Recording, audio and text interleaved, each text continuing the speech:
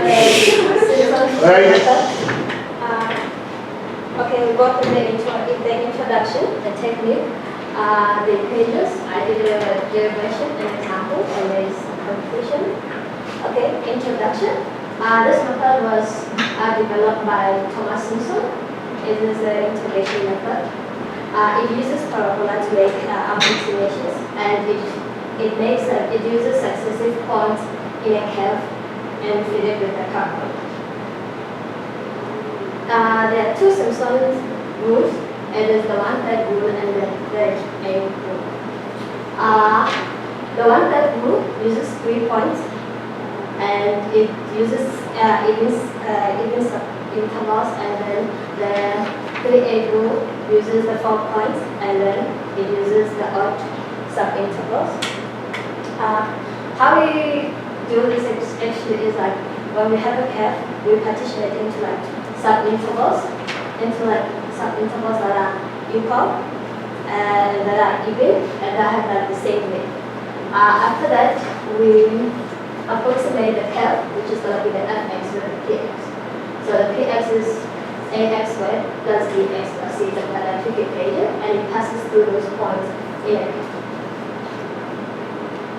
So this is how you do it. You're going to find when you have like the curve, the graph on the right, when you have it, when you have like the curve, which is like the pink purple line there, and then you feed it with the parabola.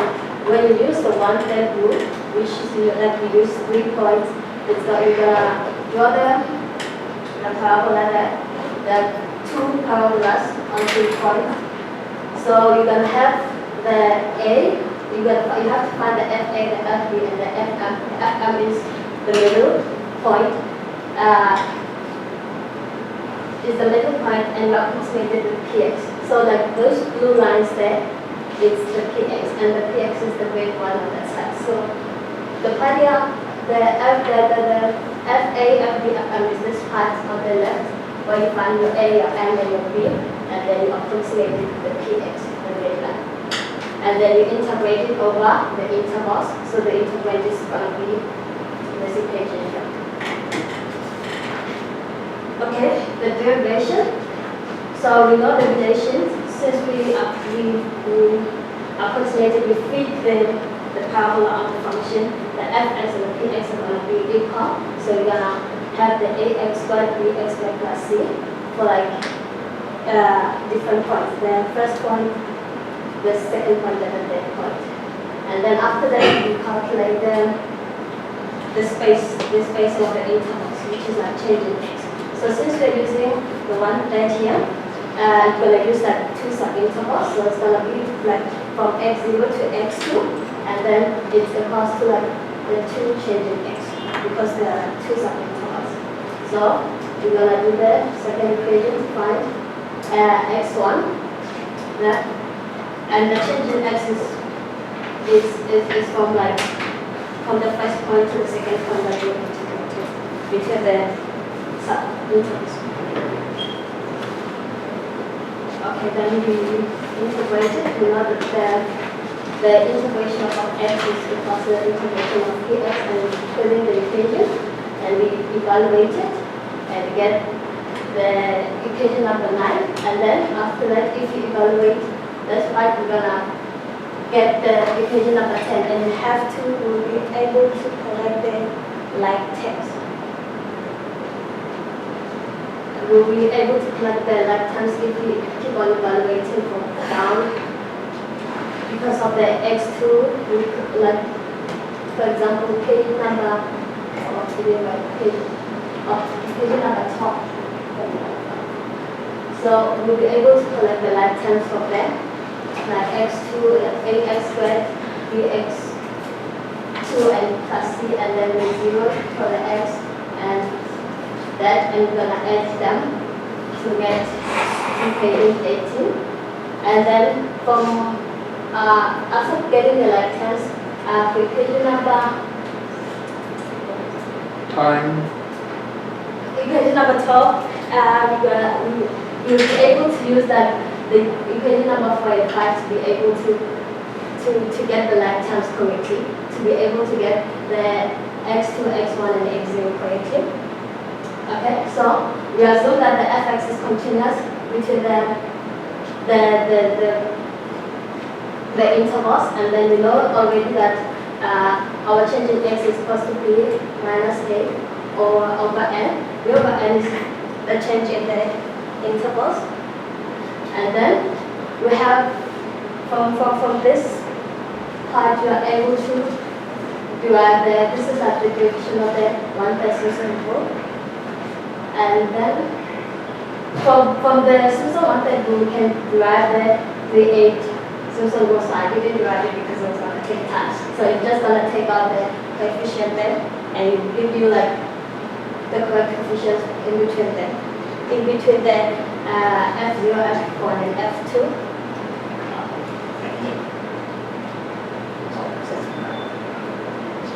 Okay, in conclusion, this method is the most accurate method. It uses parabolic term, that's why it is the most accurate method. It achieves the accuracy faster using like less subintervals, and it is restricted, and like the one that is restricted to like two even subintervals, and then the third egg rule is restricted to odd subintervals, and the Simpson one that it converges faster than the one that also is like the most accurate method. Simpson method gives the accurate answers for like quadratic functions, and for like linear functions it usually makes an approximation. So for only quadratic it gives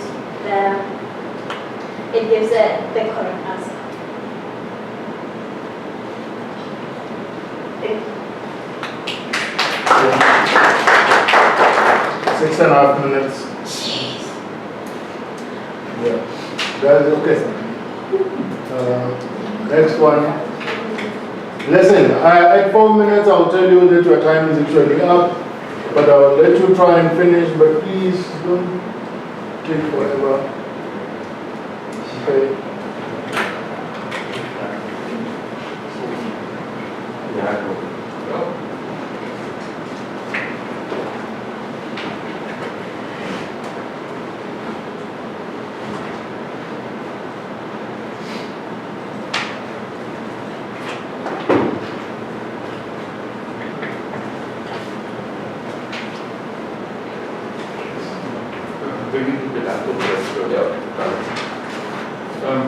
Today I'm going to give my talk on linear regression. Okay. Just a bit of background or history about linear regression. It was used by these old scary people not so long ago. A good example I thought, or a fun example, was Carl Friedrich Gauss, who used it for the prediction of planetary movements. And strange, let's say, use of this was Sir Francis Galton, who used linear regression to explain the relationship between the height of a father and their sons. Okay, I'm going to first start with what is a model. A model is a representation of a phenomenon, or a model describes the relationship between variables. There's two different types. You get deterministic and probabilistic models. In deterministic models, the model gives you one single outcome for an event. In probabilistic model, it incorporates random variables and probability distributions into the model of an event of a phenomenon. So linear regression is a type of probabilistic model. And it gives you the relationship between two variables. It's usually one dependent and one independent variable. It can be more than one independent variable also. And it's mainly used in predictions and estimations. This is just a simple chart about regression models. You can sample one independent variable, and it can either be linear or non-linear, and for two more variables you can get the same results, linear or non-linear. I'm only concerned with linear for this talk. Okay, where you see a relationship in the scatter plot, we can use a line to summarize the relationship in the data. This process is called linear regression. Now, for simple linear regression, analysis is used to predict the values of one variable on the basis of other variables. So, yeah, that's straightforward. Yeah, and if you have one independent variable, this is the shape, or let's say the curve, or the equation for the model. I'll get into that just now.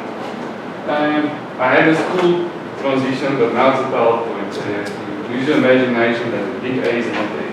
Okay, there are more ones ways to fit a line to data, but in general, we want a line to go through the middle of all the data points. And then you could guess which one fits best by just looking at it, and it would be obvious that A fits best. And if you would like to do this on your own, it's really simple. You can just follow the three simple steps to get a straight line to your data. You can find the slope and then find the y-intercept, is where the line cuts through the y-axis, and you can write the equation in that form. Y is equals mx plus b, or there's other forms like the other one I just showed in the previous slide. This is the relationship between the variables of a linear function. You can use any, what do you call it, letters you want or stuff, but I use a more statistical approach, and where your yi is the dependent or a response variable. You get your population intercept, that's just where the data cuts through the y-axis.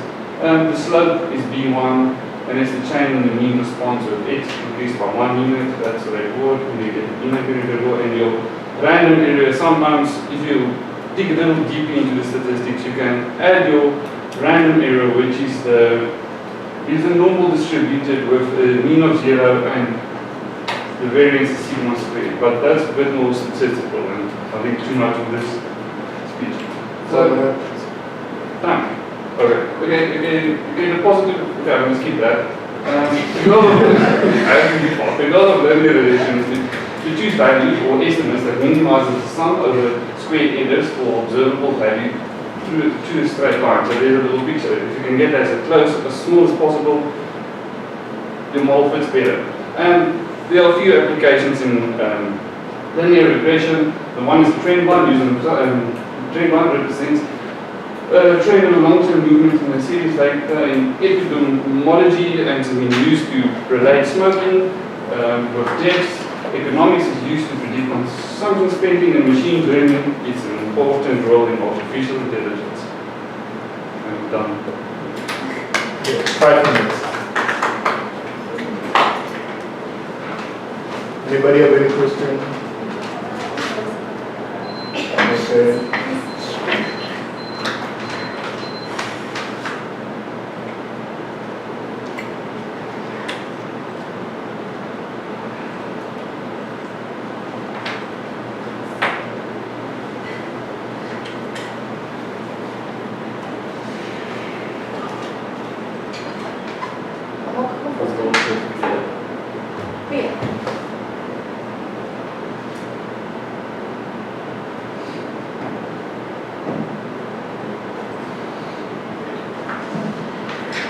Today I'm going to talk about the goodness effect, or more specifically the chi-square test.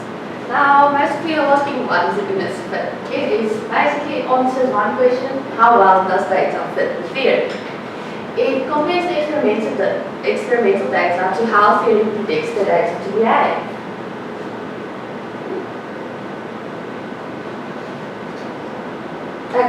The chi-square test is one of the most used method to predict the goodness effect. It was introduced in 1900 by Paul Pearson, and it had that formula. Okay. Sorry. Okay. We have the formula has a general form of that, where O represents the observed data and E represents the expected data. This method is also referred to as hypothesis testing. There's 5 steps in the method to use the chi-square test, and I will go through the steps really quickly. You have to, firstly, you have to state a null and alternate hypothesis, and in the end of the test, either one of your hypotheses will be accepted and the other one rejected. But the null hypothesis is your main hypothesis that you want to be accepted. Okay. Next, you need to choose a level of significance. That is basically, you want to be able to say, with 95% confidence, my data fits the theory. So then you will choose a level of significance of 5% or 0.005. The shaded area under the curve represents the level of significance. So if your chi-squared value is going to be under that shaded area, your null hypothesis will be rejected. Next step is to find the corresponding critical value. Now this you can get from a chi-square distribution table. At the top you will see the significance level, and at the right you will see your degrees of freedom. Now your degrees of freedom you can get from -1 from your number of outcomes you have for a chi-distribution. For a Gaussian distribution, you will have to -2, and for a Gaussian distribution, you will have to -3 to get your degrees of freedom. Then you will see how it correlates, and you get your critical value. The next step is to find the chi-squared value with that more, not complicated, but more better formula, where mj is the outcome frequency, tj is the theoretical outcome frequency, and j is just the row of integers from 1 to n, where n is the number of unique outcomes. Next, finally you will draw your conclusion. As you can see, the critical value is shown on the graph, which is also just a chi-squared distribution.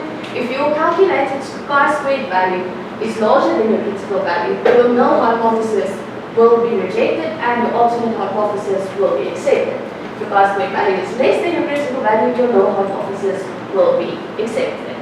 Applications for this is any experiments with counting data like radioactive decay or X-ray counting, or basically anything that uses a biomolecular tube. It can also be used in reverse by finding the type of distribution that fits your data. So if you don't know if it's a Poisson or a Gaussian distribution, you can calculate a chi-squared value for both, for a Gaussian distribution and a Poisson distribution, and see which fits best with your data.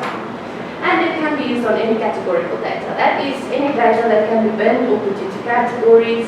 And a nice example I found on what you can use a chi-squared test for is to see if casinos are treating you with grabs.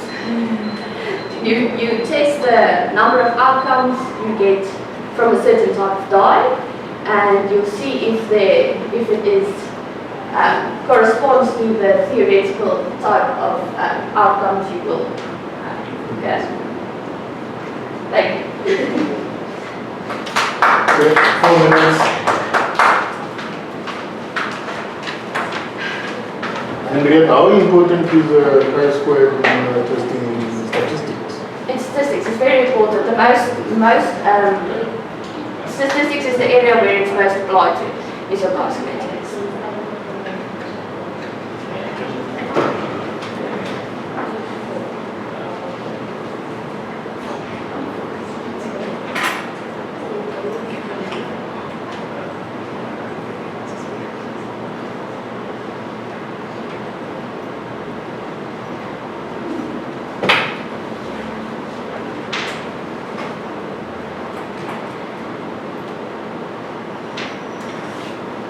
Okay. Okay, good morning. I'll be giving a brief overview of Gaussian quadrature. So what is a quadrature rule in general? It's basically just a method for numerical integration, and usually has a form similar to this, where you approximate a definite integral by a summation that looks something like that, where you evaluate the function at certain values and multiply it by some weight. So just note here that the xi here, I'll be referring to those as nodes, and the omega I as the weights. So for Gaussian quadrature, let's start with the simplest example. Assume that your integrand is a linear polynomial, and then we want to know what are these weights and nodes. So first note here, we just are going to change the bounds of the integral to -1 and 1. And then we can easily calculate the analytical solution to this integral, since our integrand is a simple function in this case. So we know that side of the equation, and then it's rather easy to calculate the weights and the nodes. Since we only have a linear equation here, there's only one weight and one node. And if you do this, you'll find that the Gaussian quadrature in this case can be implemented like this. So you simply evaluate the integrand at 0 and multiply it by 2. So this is a really simple case, and this in fact is an analytical solution, but this is how it's derived. So you can do the same thing for higher order polynomials, so any finite, n here is any finite number, and then you can also determine the weights and nodes. Now if you do this, you'll find the Gauss-Legendre quadrature rule. So you'll find that the nodes, the xi values, are actually just the roots of Legendre polynomials. And the weights can be determined in relation to the derivative of the Legendre polynomials, as specified in the equation here at the bottom. But fortunately for us, we don't have to go and calculate these, so I'm not going to go into too much detail, because the internet is very well documented with tables that give you all weights and all the nodes that you need. I've only shown the first 5 here in this table, but it's also in most textbooks where numerical methods are implemented.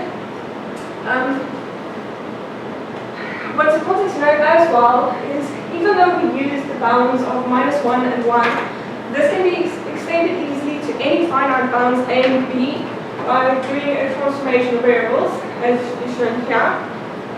And this is only one method of Gaussian quadrature. If you have infinite bounds, there's other methods, for example, Gauss-Legendre quadrature, which I will not be discussing now for the sake of time. As I mentioned earlier on, like we did with the linear polynomial, it gives an exact solution for a polynomial of degree 2n or less. So that means if your integrand is any function that can be approximated by some polynomial of degree 2n or less, using the Gauss quadrature method will yield a very good approximate solution. There are countless applications of this rule.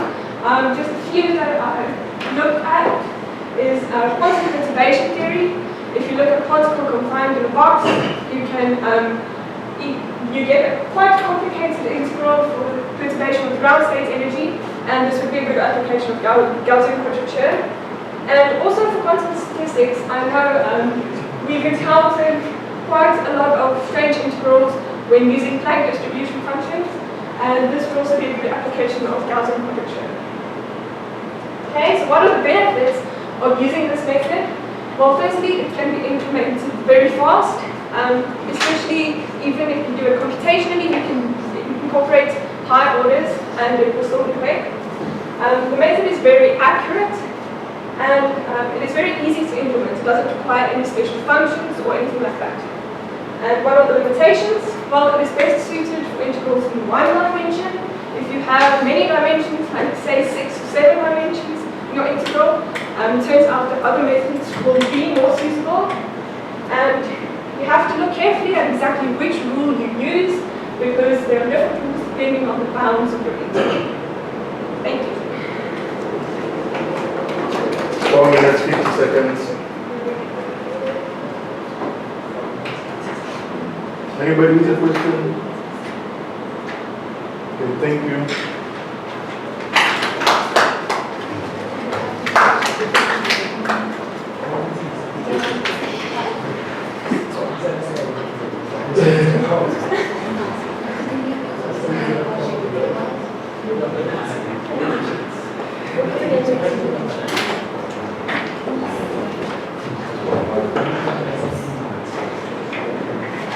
Give me a shift now, what?